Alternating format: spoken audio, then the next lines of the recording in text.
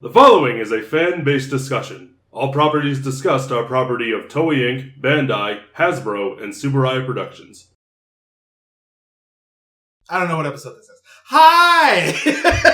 Do we ever? No, Sometimes. No, we don't. Sometimes you do. Yeah, we know when we look it up after we've already started recording. Or I look it up beforehand and I'm prepared. I'm not this time. Which has happened, what, twice? 3 times. Well, I'll give you a little credit. I did. Hi, everybody.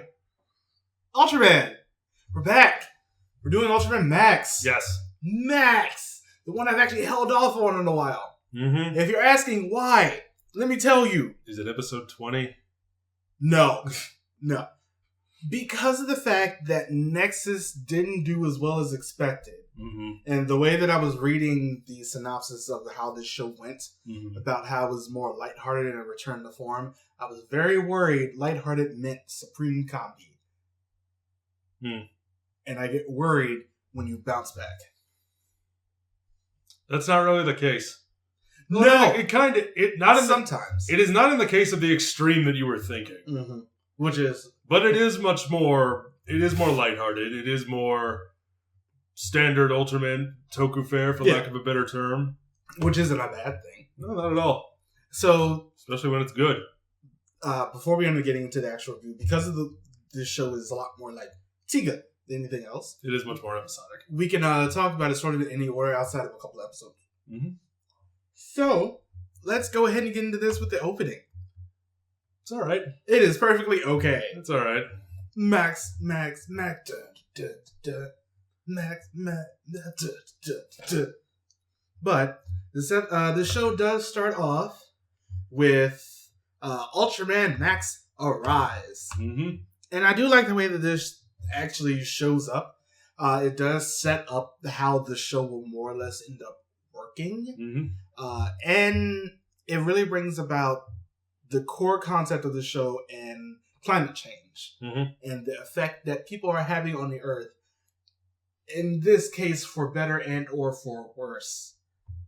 Because, Barbara, when I tell you, I had some issues. This could be just me coming off of watching this season of Doctor Who in episodes like Orphan 55, where it was just, hey, we're going to beat this into your head. Fuck that episode. I hated that episode. But a volcano erupts in this first episode. The area is evacuated, and nobody except one boy knows a monster is hiding in the mountainside. Which, because he and his family, they're having a picnic out in the mountains. He goes exploring, goes into a cave, a legendary cave of sorts that is supposed to have a monster hiding in it. And lo and behold, there is. Oh no! But then we end up meeting a man named Kaito, who previously tried out for the, I guess, a defense team in this show. Dash. Defense Action Squad Heroes. But he didn't make it. Nope. Didn't quite make the cut, but he still does. He still tries to help out where he can. Because we see him helping out the evacuees. And I do like Kaito. I do too. As soon as one of the ships gets shot down, which happens once an episode. Yeah. We're back to this again. Yeah, he immediately ends up taking over, gets into the ship, and tries to fight the monster. And then we see a ball of light from outer space come down. The way he gets the ship, I thought was pretty cool because she grounded. Yeah, because she gets shot down, and she being I want to make sure I get her name right, Mizuki. She gets shot down. He pulls her out of the craft, and then he gets in, and now he's gonna go fight the monster. And I like that scene. Yeah. I just thought it was a well done scene. Also, think about the show. White guy. Yeah, and his Shaun White taking a break from professional snowboarding to be in an Ultraman show. The character's name is Shaun White. Oh. So. Comedy. You're not getting my A material today. But I like Shaun. At least not yet. I just like the fact that I'm just like, hey, random white guy. He's easily the best white guy actor we've had in one of these. It's true, actually. Compared to the ones from Gaia. Oh. Yeah. Yikes. Or compared to Aura Power. Or a number of other ones. I miss her so much. Oh, I'm sure you do. At least once a year. But wow! Aura Power! I liked her, but I like Sean. Yeah, Shaun White, played by Shawn Nichols, works with maintenance. Works with the lead scientist. Mm-hmm. Kind of a jack of all trades. Yeah. He's a good guy. And I like his characterization enough. Correct me if I'm wrong, though. I don't think he ends up getting much of a focus episode. Not really. Sort of sad. But he's always there. yeah. Anyway, Kaito does end up getting the power of Ultraman Max after the monster ends up coming out. Mm-hmm. Then another monster comes out, and they start fighting As it usually goes. Yes. Because they're, what is it, like ground or because it comes out the volcano, so it's like fire and water is the other one. Mm-hmm. So they're fighting each other. And Max comes in. Let's talk about the Max suit.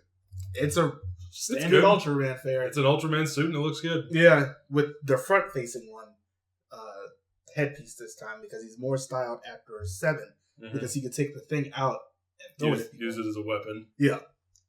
I quite like the suit, but it is standard Ultraman fare. Mm-hmm. So there is really not much to say about it. But he ends up beating the monsters, and then Kaito ends up getting enlisted into Dash after for his acts of heroism. Yes.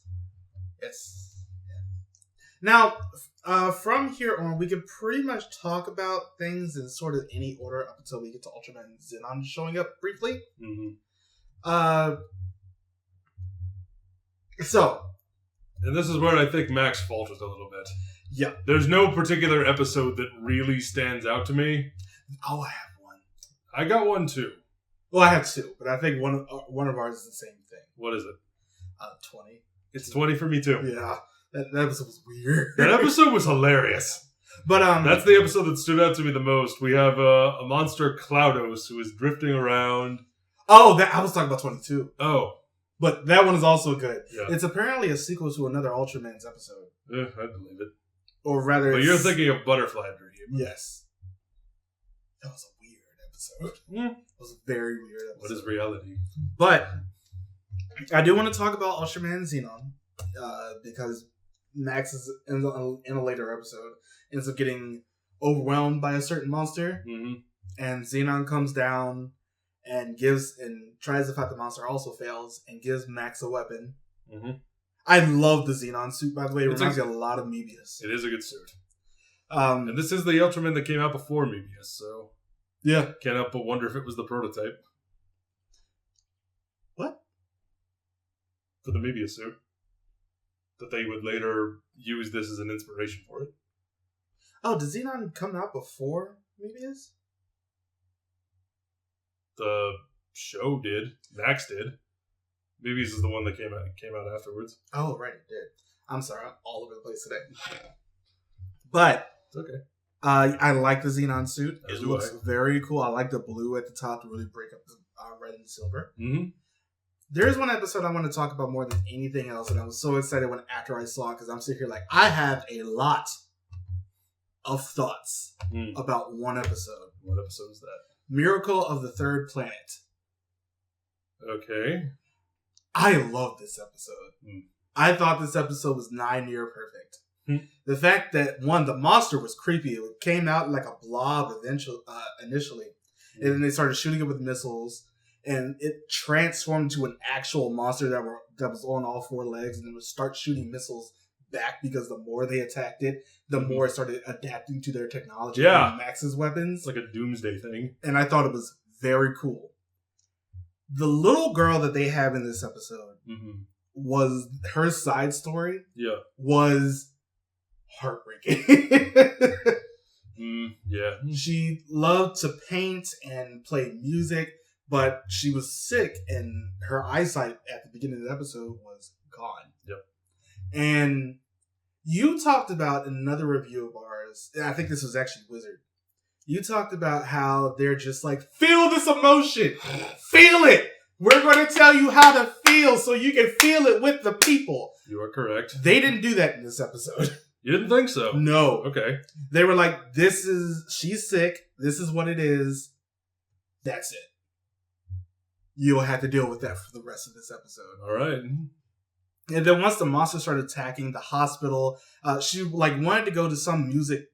She plays the piccolo. Yeah, she plays the piccolo. She wanted to go to some music festival or something, because she could still hear things. Yep. But that was actually slowly going to.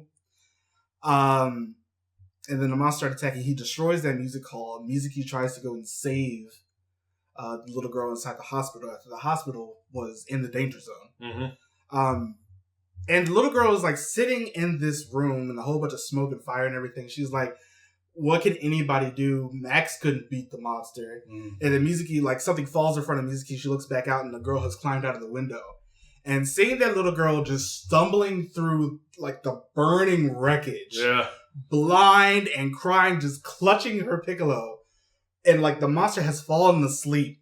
And she goes up to the monster. She's like, Monster saying, I like music. Do you like music too? And she starts playing the piccolo. And because of that, the way that the monster is working, all of the weapons and everything on him start turning into musical instruments. And then Max, he gets Mizuki and her into a car and like flies her and the monster out to space with the music playing in the background. I thought this was probably one of the... I was sitting there like, how dare you?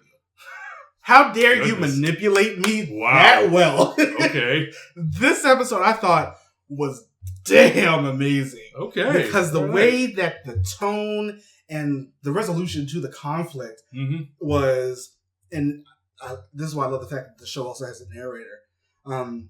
You can't always just go on the attack. Sometimes music is the thing that ends up bringing us together. And I'm just like, 10 out of 10.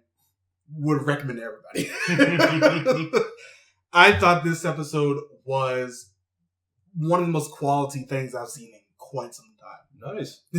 I love this episode so much. If there's any episode I definitely recommend out of this era of just a single episode out of this era of Ultraman, just watch Miracle of the Third Planet.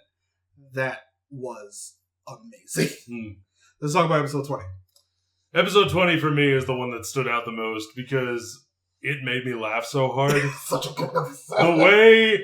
This is how you do a comedy episode right. Not that there wasn't comedy throughout the show, but this episode in particular was just like, let's go full comedic with it. And they had such an interesting concept. Yeah. For we have this big monster called Cloudos that is asleep and it's hovering over the city. And they have to take it out in a very certain way. They have to like get it to a certain place and strike it with lightning. Yeah. But to get it there, it can't wake up because if it wakes up, it drops. And, you know, civilians in danger then. So they have to get the entire city to be as quiet as possible. All the while, Ultraman is like sneaking around and like. It like goes and there's like a train coming and the Ultraman has to try and get the train to be quiet. There's like an announcer car going around and it's like, thank you all so much for being so quiet, citizens. The monster Cloudos is going around. He'll be gone soon. And it's just their commander. The commander's the best part. The commander spends this whole episode just like fainting into his chair because he's so stressed out. I can't deal with this. They're sending the airships out to attack, going in guns blazing, delivering orders. That's something he can do. Being quiet and waiting, he can't deal with this, and it's great. Oh boy, I love this. This episode is just hilarious. The monster is so heavy at one point that Max ends up getting trapped under it. Yeah. And you're just like, what is happening? He's like, I don't know, I just can't move. It's so good. Pretty good stuff. Episode 22, though.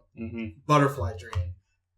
The way that this episode was directed, it was like a fourth wall breaking, but it was still in the realm of the show. And the guy who was like the head of the writers team, we've seen a lot of other Toku. He's just that one guy who just shows up every once in a while. But this episode was trippy. And I liked it because of that. Yeah. Because it dealt with a writer who was a writer on the show trying to figure out a way for like the show for that one particular episode to actually go along. So he has to keep inserting himself into Kaito's place. And then a literal Deus Ex Machina. Yeah, that's the name of it. And then they get switched at one point, and Kaito has to write the ending of the episode, so Max. It kind of reminds me of Stranger Than Fiction. Yeah, like a Toku twist on that. It was the writer dictating reality. Very interesting story, and I'm just sitting here like, it was weirdly quality because of that. Simply because I've never seen anything like it since. I just thought it was fun. It is good. It was a very fun episode. I'm trying to remember I remember the episode, but I'm trying to remember. It was the amnesia episode where people started losing their memories. I just thought this episode has probably one of the funniest parts in it because it's the episode where Max is like picking up a van and he forgets that he has the van, and then he drops the van and he's sitting there like.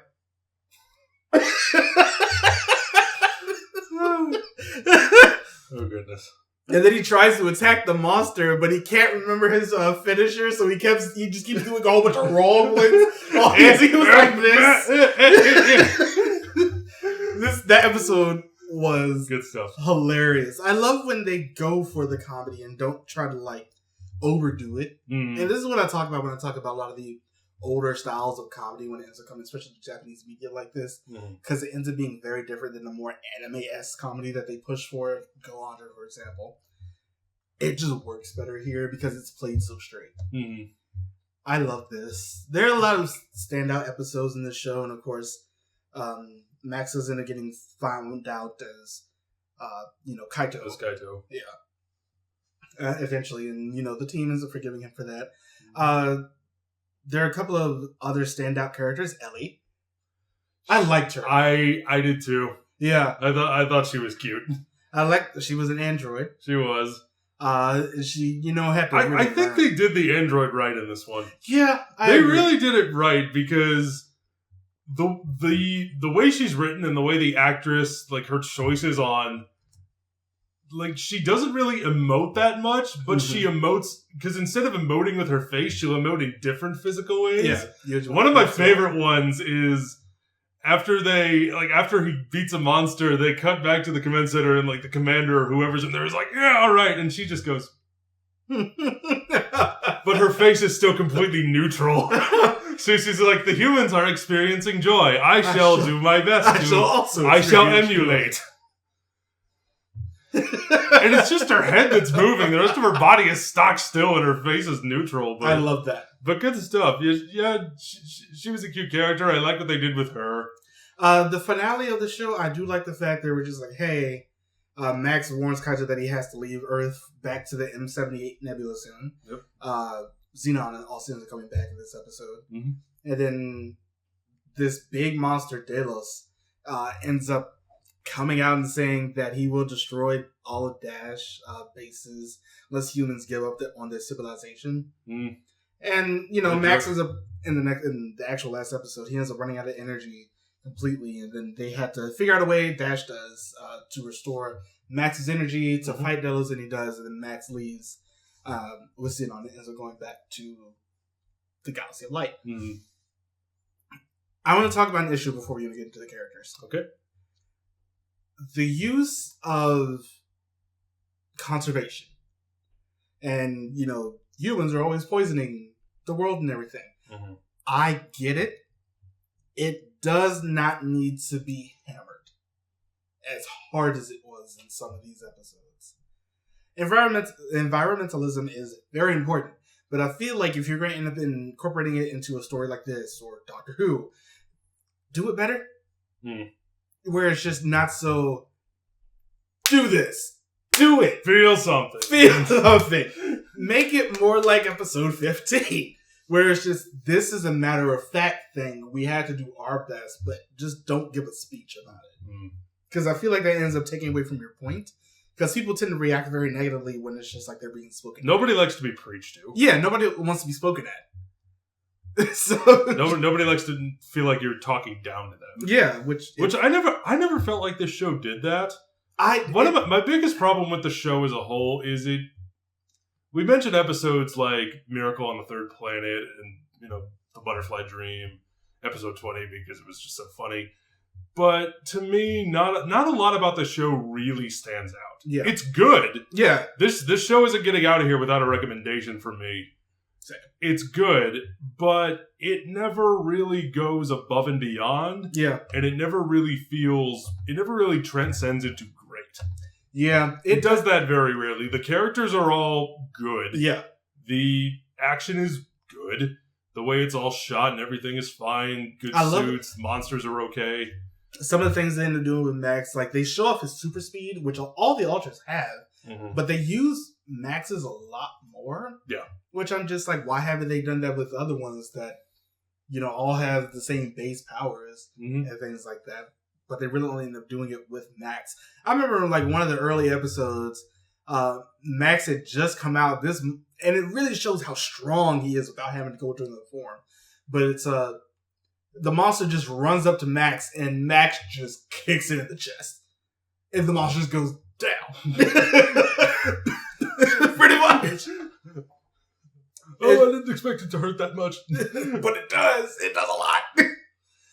But yeah, it's just... So Max is overall, I'm going to say it is a good show. Mm-hmm. It's got, the acting is okay, the writing is serviceable, but it never quite gets to the heights of a show that... Like Tika.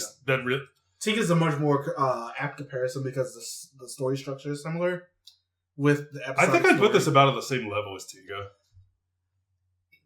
Yeah, maybe with Tika taking a slight edge. Yeah, simply because I think it had a little bit more of a standout in some of its episodes. I think Tika just had a better cast.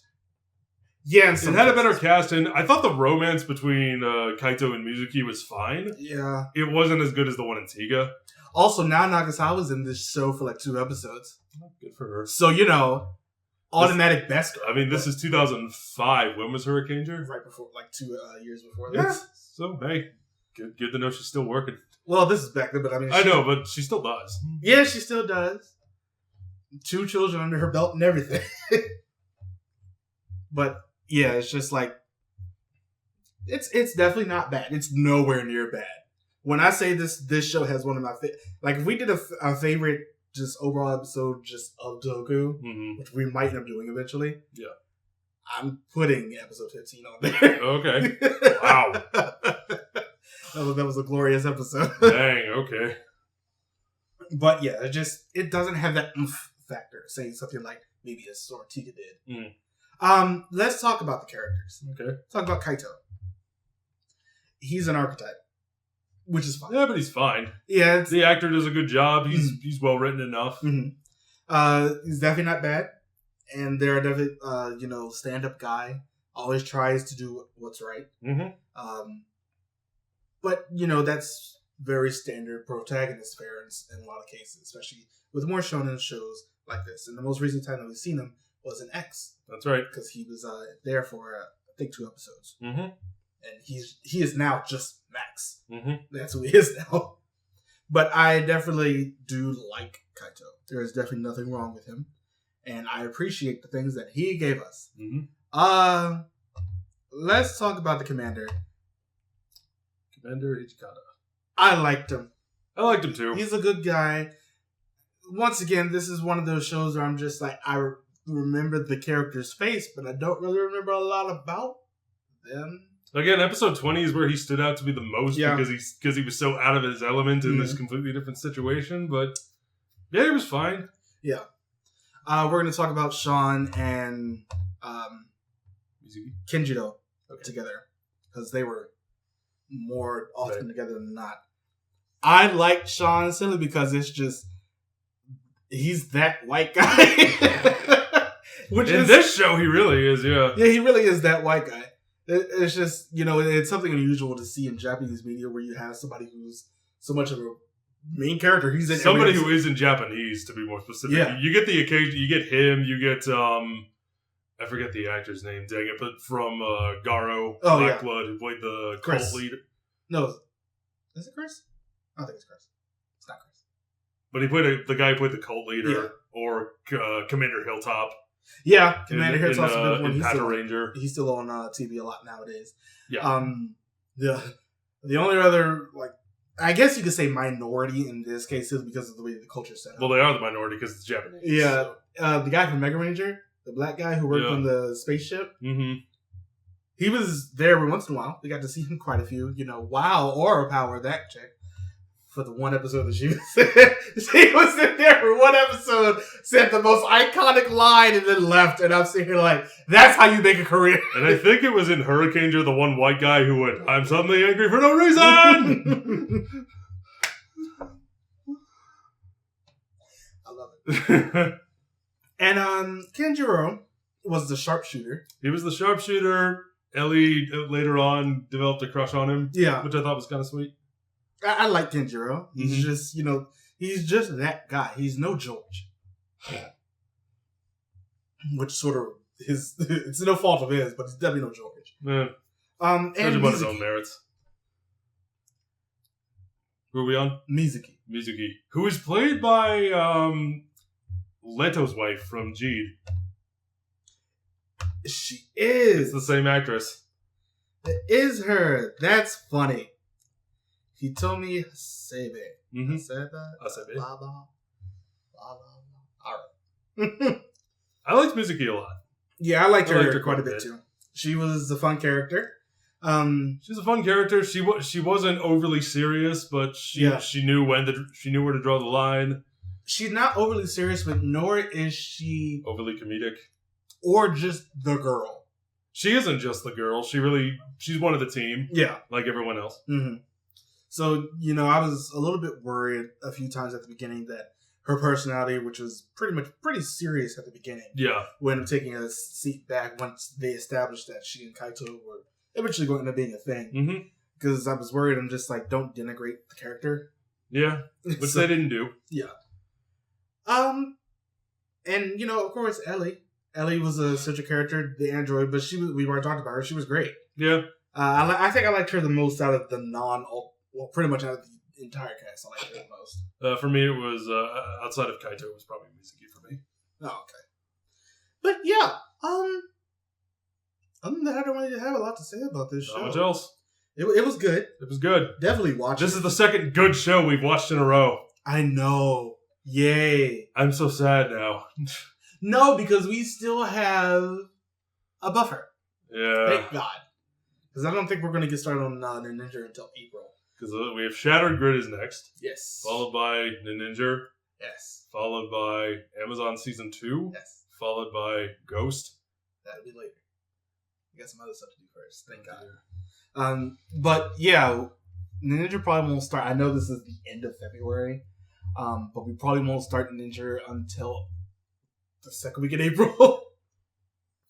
Boy.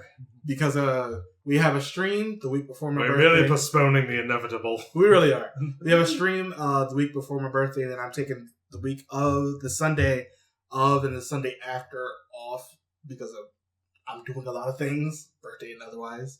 And then, the schedule from now until like July is going to be a little bit up in the air because I'm out for half a month. Right. So you'll just be stuck with me and Matt. Yeah, I'm out of the country for 2 weeks. So June's going to be fun, but May. But what we think we're probably going to do is Matt and I are probably going to have a lot of streams. Sam is probably going to join us, and we'll spend a lot of time talking and hanging out with you guys. Yeah. We'll end up doing that, and we're going to end up having another stream of the new Trivial Pursuit on the Switch because there are new questions on it. Yay. And I just really like playing Trivial Pursuit. Oh, so do I. Love that game. So, but yeah, we'll have things more concrete, and I'll make a post on Facebook and on YouTube, and that'll post it on Twitter. So everybody can see our schedule for the next while. But until then, next time, join us for Shattered Grid, which I'm excited to revisit. That'll be a fun time.